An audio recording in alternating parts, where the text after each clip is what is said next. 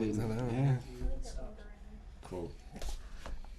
Put it down, big man. I was going to show it off. And I wonder if anybody wonders, like, I bet they're like, I'm so scared, Jason. I know, we don't care. Nobody's watching yet. Well, it's the candor. Yeah. That's what it is. I wonder if anybody watches this and is like, man, I'm so scared Jason's going to spill his water on that laptop. All right, here we go. I'm moderately concerned. Okay, here we go.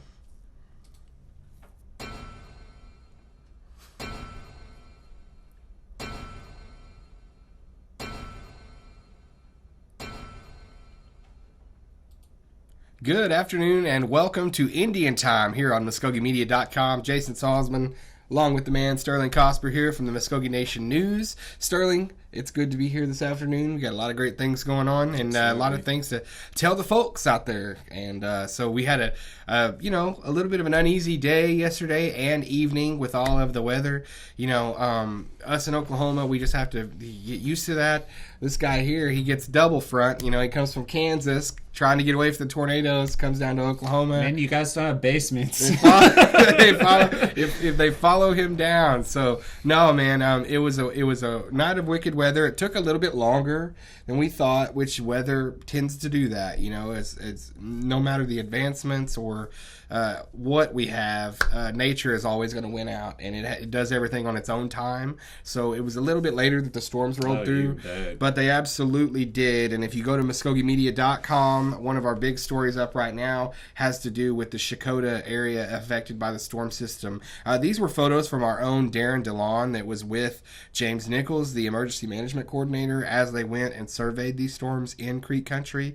Shakota definitely being not only within our boundaries, but an Indian community that's been thriving in the past. A lot of people involved there, and it even is one of our casinos is there. So we have we have business there, we have a community there. So Shakota affected in this way. If you go on the story and look through, though, you can see the photos, power lines, debris. There you see an entire power line down, which some pretty legit damage it looks like there to take it down at the halfway point of the power line.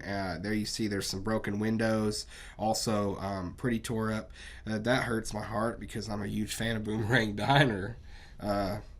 No getting burgers with it messed up like that. So, no catfish on Friday. Gosh. Well, what's really here we awesome, said we weren't going to advertise for people. Yeah. Go ahead. Well, they need it, Sauls. I mean, it looks like they're going to be down just a little while. They're going to have it down. But what's amazing for our staff is that we have our reporter Darren DeLon that's on this team, so he can give us kind of firsthand accounts of these exciting evenings that we have. Yep. And of course, we are going to have them in springtime in Oklahoma. Yeah, we are. Something important to point out, if you can scroll to the bottom of that page, that citizens really should know is folks in that area that may have experienced damage anywhere else. We have a program available through social services that provides assistance for disaster relief. Sorry. Goodness, I'm sorry. Let me go right back. Sorry about that. Yeah. Here it is. The MCN Natural Disaster Relief Program is available to citizens who experience damage and can be reached through the social services toll-free number at 1-800-482-1979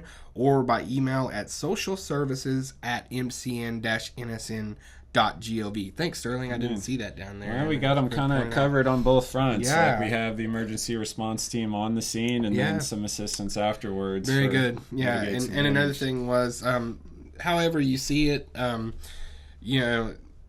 James Nichols in his stead went out and put his own personal health on the line by being out in these storms just for the Creek people, to give them advance notice. So whether you think that what he's doing is effective or what, this man went out there and put himself on the line to be able to give information on these storms, and I think that's to be praised and credited. Well, what I think is so sharp about that, I mean, it takes a lot of courage to do this, is the fact that not only are they on standby for emergency response, but they actually do storm chasing. So they're kind of serving double duty, but what's interesting is they're kind of, from talking to Darren, rerouted to the most interest area. So if something were to occur in those spots, they're already there doing another service. Yeah. And, you know, to his credit, it was slow most of the day into the afternoon, late afternoon, but things pick up, and they picked up for him. And as you see from the images,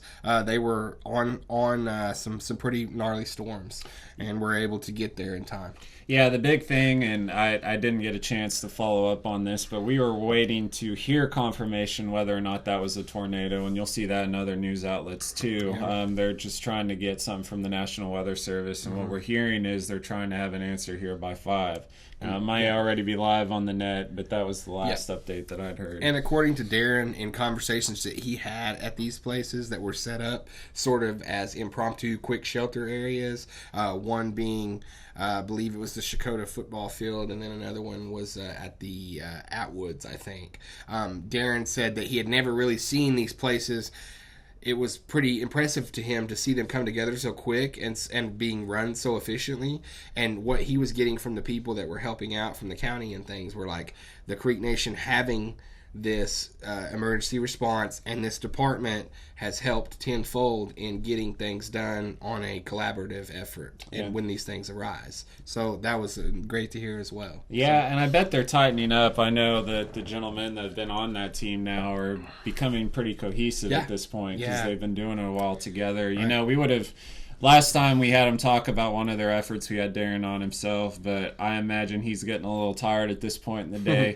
I got to give kudos to that guy. He was here first thing, 8 a.m. this morning after chasing storms all night. Did Muskogee Radio with me today. Gary's a little under the weather. But I tell you what, Gary texted me towards the end of the show and was like, "Great show, guys." And it was just like... It was like a ray of sunshine from heaven came down, you know what I mean? Usually if Gary's like ecstatic with your work or you've done something incredible, Gary will be like, "Oh, you know, nice job." Let's see if we got a text and from to get him like on a that. Nope, not yet. He's not digging this Indian time whatsoever.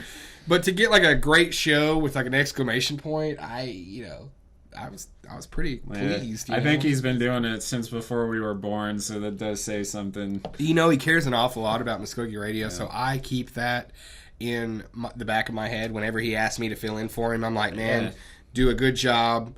Treat it with, you know, the same kind of, you know, X's and O's, crossing every T, dotting every I that he would. Yeah, you and I empathize. You're that way about the show as I am about the paper. Right, so you got to pass along that. Yes, exactly. Well, you know, talking about all of that, give you guys an update. We've got lots of things coming up on MuskogeeMedia.com that you need to be ready for. Lots of content, lots of things that you as citizens have been waiting on. One of the biggest things, Sterling, is hearing from former Principal Chief from 2011 to 2015, George Tiger. He actually came in studio today, sit down with us, did an interview, and talked about the health deficit. Yeah, he just left about a little under an hour ago, so we're still trying to process that information. It'll be what you can expect about the similar order. We're going to go ahead and have the video coverage up first, and then be going through and weighing that against other details that we have, other interviews via the paper a little bit later. Right. Yeah, and it's invaluable you know, to have him in and come in and speak with us and be on record. Actually, you know, I thought it was pretty interesting. He noted that it was he is looking at it as the first interview he's given to Muskogee Media about the issue. Yeah. Because we had previously seen that he had his comments were in another an outlet basically, and he had said, you know, no, this is my first interview. That was just a gathering of statements that I provided. So I thought that was pretty interesting. Yeah, we're calling it a Muskogee Media exclusive. It's official. Absolutely, and it's nice to have that, and you know, some other things that he talked about. It's pretty lengthy, Jared, about 20 minutes runtime on that.